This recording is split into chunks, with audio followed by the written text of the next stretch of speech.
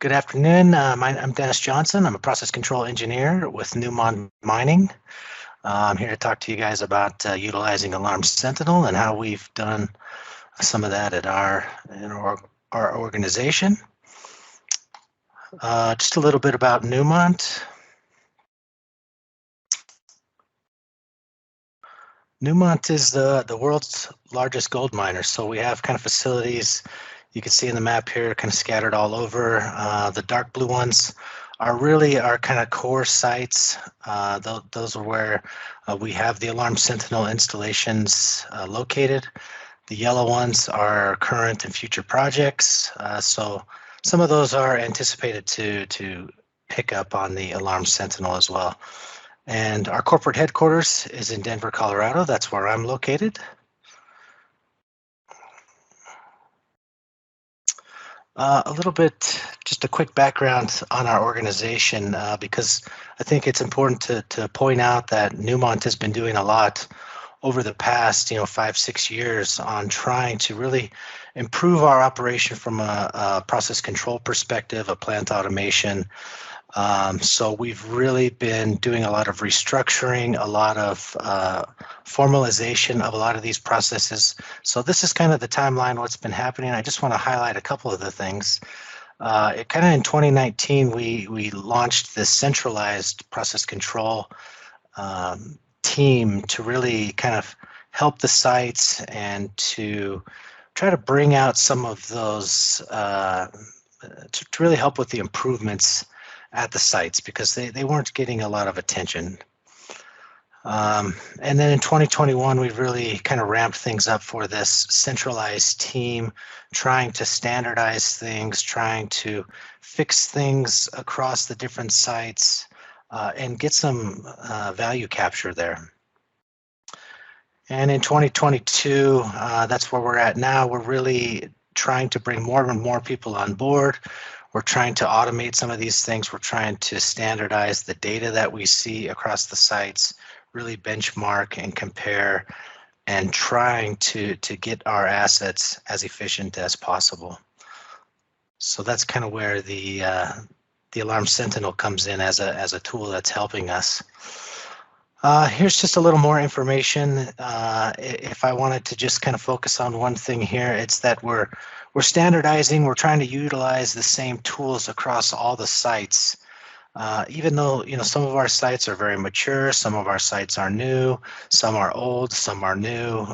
So we're trying to get some standard tools that we can put on top of that to provide us some advanced analytics, really to give us some insight as to how are these operations performing from a control system perspective.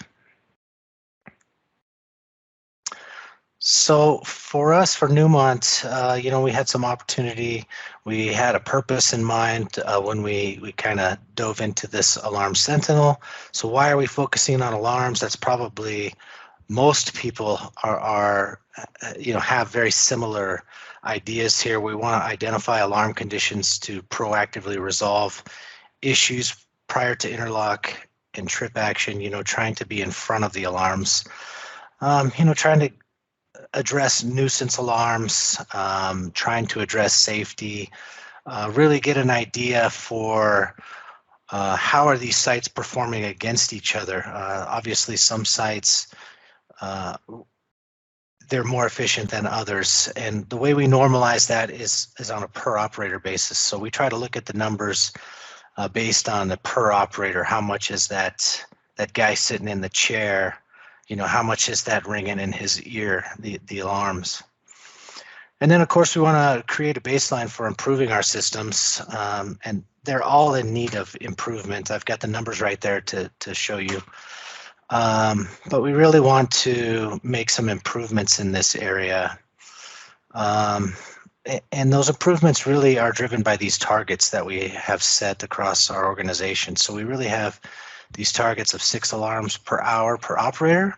So that's 1 alarm per every 10 minutes, which, I was a control room operator for a couple years, and 1 alarm every 10 minutes would be very nice.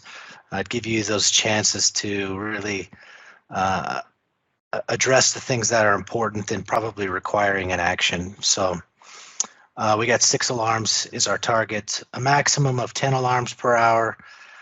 And then we have the priority distribution set there. And then we're trying to really make it a philosophy that alarms are something that require action by the operator. So those are our targets.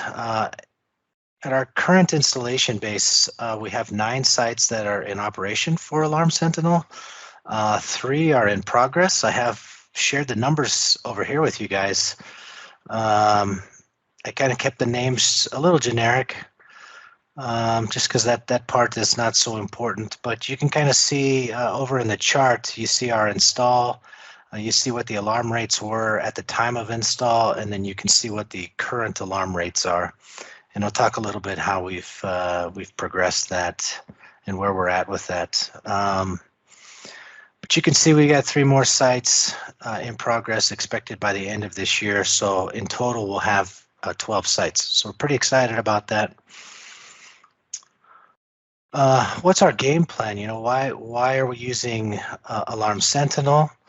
I think it takes advantage of the Pi infrastructure that we have at all of the sites. So we really have kind of blanketing these tools across all of our sites, including Pi.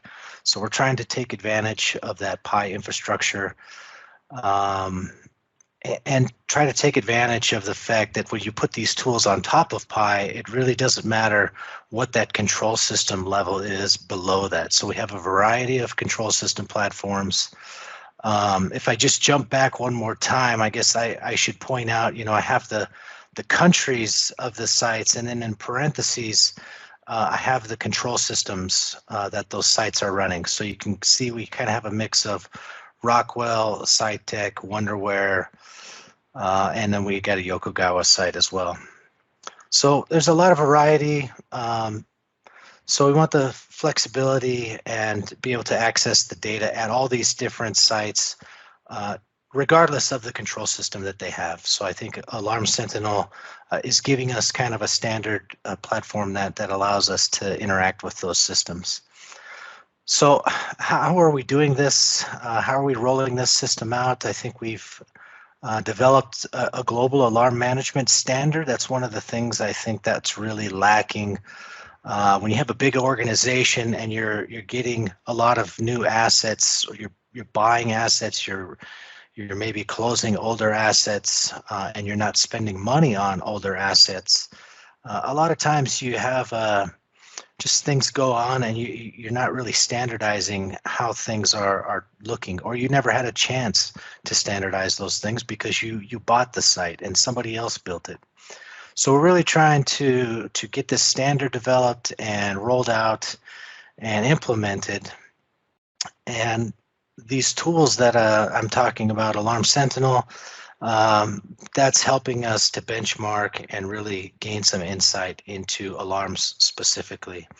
And the plan for us is to do regular monitoring of those systems. So if we look at how we're currently using the system, how we're monitoring, I think we're really ramping up our usage of the system at a site level. The sites are typically reviewing this weekly. They're looking at you know, how are their rates? What can they focus on for the week? Do they have time? Can they make it a priority? And you'll see in the specific case, you know, are there some alarms that are really standing out with respect to the others that maybe need to be addressed? From a regional level, the regional support team that we're running right now, I would say we're trying to have quarterly review meetings with each of the sites to review their progress. We're trying to get those alarm rates down.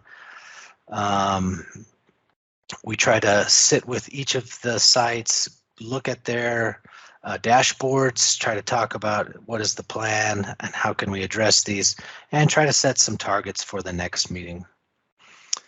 At a global level, I think Newmont has quarterly global meetings. Monthly global meetings to review KPIs across our global community, and that's all the process control engineers at all the sites, the managers. So we kind of get together, we show those KPIs between the sites so they can really get an idea of how they're doing compared to each other. And in the future, we're working right now on some global KPI dashboards in PyVision to collectively display the alarm KPIs from all the sites, bringing that all together, putting it all on one screen, and I have some examples to share with you. It really, I think, helps to see where we need to focus our attention, maybe where those regional and global support teams need to help with the sites because their numbers are so high. And then just some easy wins. You know, I think when we put these things in, I just thought I would note there was a lot of nuisance and shattering and fleeting alarms that were apparent. I think most of the sites were pretty surprised by how many there were. And so I think they kind of took that opportunity to jump on that. I'll show you some progress on one of the sites that I was pretty happy with. They addressed that. So for each of our sites, I think we have a standard site dashboard. This is what it looks like. And I can show you, this is site A, this is a site B. So just to kind of show you that each of the sites has the same look and feel within Newmont. We have kind of our important KPIs up there in the upper left. That's our averages. And then probably the most important one that the sites would look at on a weekly basis really is this top 10 alarms by source.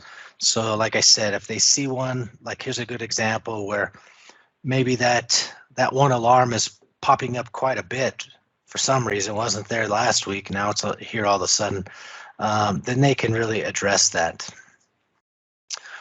One of the things I did want to point out on this dashboard for this site specifically was that the monthly chattering alarm comparison and the fleeting. So the light blue and the light gray in the lower right of the graph, you can see those are actually 6-month charts. And so you can kind of see how they progressed over time. 6 months ago, they had 215,000 chattering alarms. This was a full month's worth. And you can see where over month over month that they made some improvements there. So that's one of those things that I said was the easy win for these guys. And then the site B, just to kind of give you a comparison. For our global dashboard, we're trying to look at all the sites together. So this dashboard actually we created to really pull in the data from all of our different installations. There's 8 sites on there right now, but really giving us a very high level. Right now, this is still in development, but a high level look at, you know, the hourly alarm rates. We don't have those necessarily fixed for the number of operators just yet. So it's not quite ready for prime time, but it gives you the idea of this is where we're headed. This is what we want to see. And it really shows, even in that priority distribution, you can see what a difference it is between our sites, you know, from one site to the next. You know, these systems, they're built with quite a different philosophy if there's no standard in place. And then another one that I really like from our global dashboard perspective is really looking at the detailed console or control room. And this is really intended to be the alarms per operator for each of those control room stations. So it can kind of gauge even within the site. So like this first site, you can see the guys in the main control room, you know, they're getting hammered with 91 alarms per hour, whereas the other guys, they're in much better shape, 6, 2.5, and 25 alarms. So it gives you a little bit more detail on where to drill down and maybe where to focus the attention from site to site and even within the site. So some of the challenges that we've faced, I think the biggest thing with the installation is, of course, having different control system platforms. We got the ones that I mentioned earlier. Some of these have OPC. Some of them you just have to deal with ASCII log files. And Pi does a pretty good job of dealing with that. But there were some challenges in the beginning when you first figure that out. For us specifically, we have a standardized hardware platform at each site. So we have a standardized server rack that's got Pi servers. It's got a virtual server system that gives us the capability to make those identical with Pi, Alarm Sentinel with our SQL, so that no matter what site you're looking at from a hardware perspective, they're pretty much identical. So that makes getting over that, when you get that first site done, it makes subsequent sites a lot quicker and easier to get those online. A big challenge was, of course, different integrators utilized at each site. They use different alarm philosophies, so of course you're going to get a wide variety of different numbers for each site. And that kind of goes hand in hand with this lack of consistent standards, alarm rationalization. Some of the sites, didn't really have that, so they just, by nature, have a lot of alarms, a lot of work to do. And the age and the generation of technology that's used, some of the sites are older, some of them are newer. Those were challenges. The network availability, reliability. Some of our sites are quite remote. 2 of the sites that we have in Ghana, there would be weeks at a time where the sites weren't available, and we have these servers at each of the sites. So trying to get these systems running and check in on them with that reliability being an issue, that was a challenge for us. They're definitely a lot better in the 2 years that I've been working on this project. For the global collection and analysis of the KPI information, that's one of the things that we're trying to work with the Dimension software to improve these KPI data link back into Pi, allow us to use Pi where we want to look at more than one site together. So that's just one of the things we've been discussing. And then I think the biggest challenge for us really was the site ownership. You roll this thing out, you've got a new tool, it's the new corporate tool. And, some of the sites, they're really excited to see it. I'd say most of the sites, they're excited to be able to analyze how their systems are running. But when it comes to taking the ownership and now they've got to fix those things or, improve those things, that was a big challenge. It still continues to be a big challenge. And where do we go from here? I wanted to share quickly our results to date. This was that same chart that was at the beginning, but you can kind of see where, most of the sites have made pretty good improvements. This data, most of these sites went in 2020 and 2021. So you can see where some of the improvements are made. One of them, the Wonderware site, we just got that system online, so there's no really install versus current date, but you can see we're making some good progress here. I'm happy with that. So looking ahead, what we're trying to do, that whole discussion on the ownership, we're trying to provide some additional resources, and really this is at not just the site level, but it's also the regional, that global level, to help make these improvements, give them some time, energy, and resources to make these improvements, work with the operators to better understand which alarms are important for these guys. In some cases that are really bad, we may need to go back and rationalize the alarms, rationalize all of the alarms, and do a formal rationalization on that.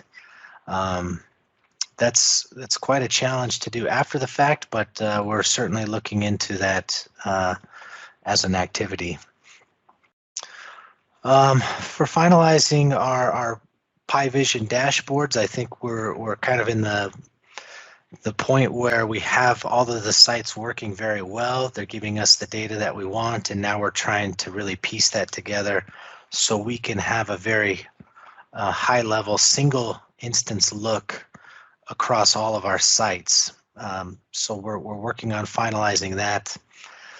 And then a couple other things that we have going is we're trying this new technology with the architecture in the cloud and trying to install some of these newer sites. We will be using cloud servers to try to implement these systems. And then I guess as a last point, we're always working with Dimension Software to improve the product. I think we try to give them feedback. They've worked with us over the past couple of years. I've worked very closely with them to try to make those improvements, get those bugs taken care of. They do a pretty good job of that, and we're excited with where the product is at its current state, and I think it's providing